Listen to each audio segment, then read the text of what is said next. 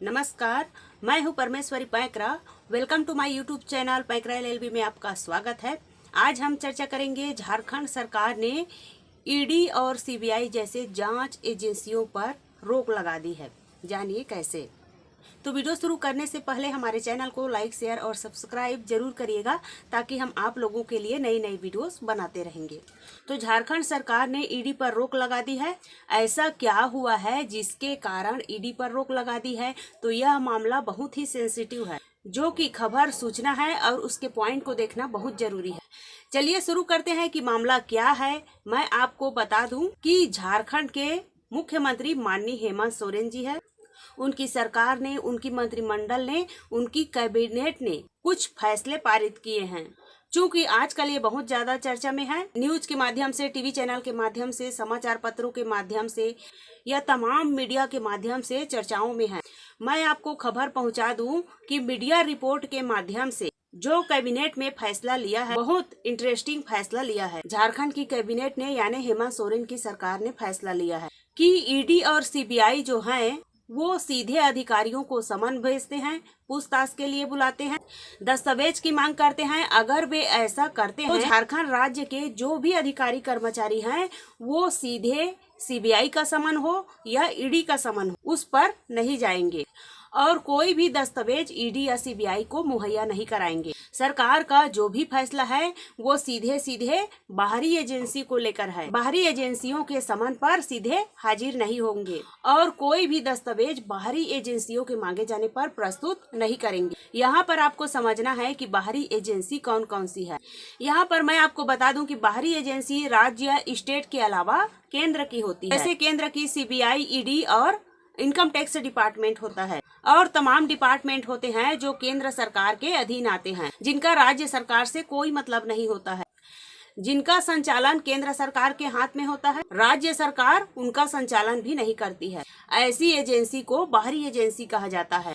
राज्य की दृष्टि से और हेमंत सोरेन की सरकार ने स्पष्ट कर दिया है कि बाहरी एजेंसियों के समन पर और बाहरी एजेंसियों के मांगे जाने पर राज्य के कोई भी अधिकारी कर्मचारी कोई भी दस्तावेज मुहैया नहीं कराएंगे और बाहरी एजेंसियों के समन पर राज्य के कोई भी अधिकारी, कोई भी कर्मचारी पूछताछ के लिए बुलाता है तो वे नहीं जाएंगे। और अगर ऐसा होता है तो उस राज्य की एक प्रक्रिया होती है, सबके लिए एक प्रक्रिया बताई गई है, उस प्रक्रिया से गुजरना होगा। उस प्रक्रिया से गुजरने के बाद ही ईडी या सीबीआई की समन पर संबंधित अधिकारी को, जिसे ईडी या सीबीआई का समन मिला है या जिसको समन मिला है बाहरी किसी एजेंसियों का, जो भी अधिकारी कर्मचारी होगा झारखंड राज्य का, वो निर्धारित प्रक्रिया से गुजरने के बाद ही पेश होगा। समन के बाद पूछताछ के लिए कोई भी दस्तावेज या कोई भी डॉक्यूमेंट मांगे जाते हैं तो उस प्रक्रिया से गुजरने के बाद ही मुहैया कराया जाएगा। तो ये मामला बहुत ही इंटरेस्टिंग है।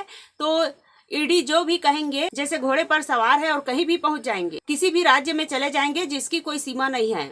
वो एक ऐसा शस्त्र है जो कहीं भी जा सकता है और किसी के ऊपर प्रहार कर सकता है। ईडी पर झारखंड राज्य ने रोक लगा दी। अभी का ताजा मामला देखें तो पश्चिम बंगाल में ईडी के साथ जो भी हुआ है वो पहला मामला है जो ईडी के साथ इस तरह की घटना हुई। हालांकि उस घटना की हमने निंदा की है कि ऐसी घटना नहीं होनी चाहिए।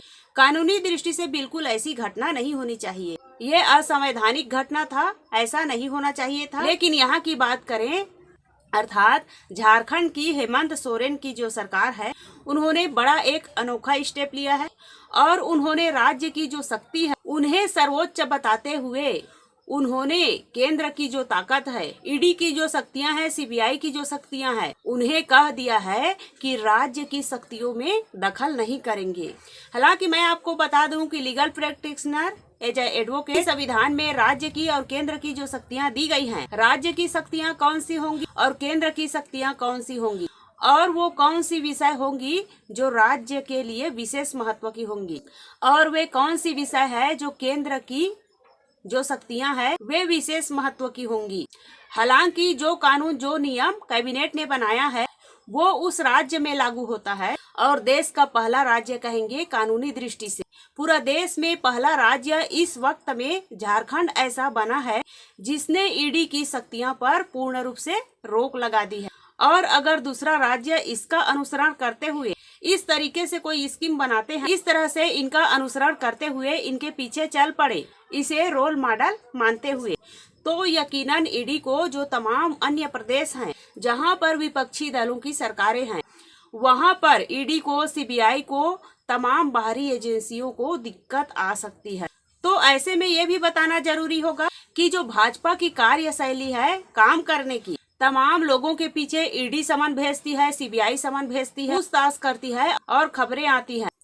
टेलीविजन के माध्यम से खबरें आती हैं, सोशल मीडिया के माध्यम से खबरें आती हैं, समाचार के माध्यम से खबरें आती हैं कि अब जो भी नेता को टारगेट करते हैं कि ये जेल जाने वाली है, कि पहला सामान, दूसरा सामान, तीसरा सामान, चौथा, पांचवा सामान, कि बस अब ये जेल जाने वाला है। तो जो भी नेता होंगे वो अब या तो जेल चले जाते हैं या फिर वो सीधा सीधा, आप सबको पता है कि वो भाजपा में चले जाते हैं। फिर भाजपा में आने के बाद, भाजपा की वॉशिंग मशीन से धुलने के बाद वे स्वच्छ नेता हो जाते हैं और देशभक्त नेता हो जाते हैं। ये आप सबको पता है, ये कोई नई बात नहीं है।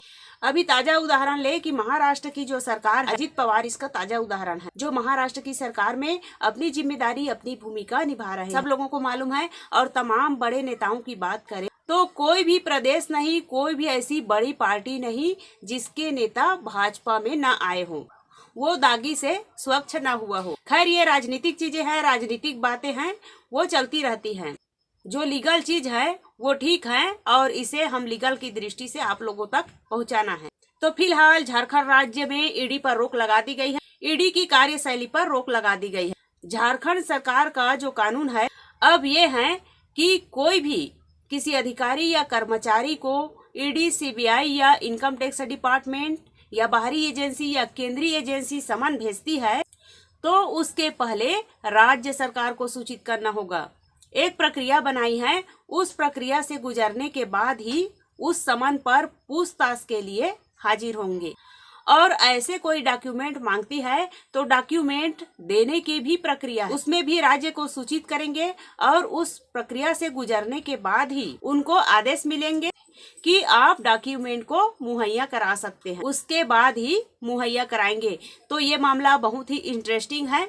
तो झारखंड की हेमंत सोरेन की जो सरकार है उसने ईडी पर रोक लगा दी है। इस विषय के बारे में हम आप लोगों को बता दिए हैं।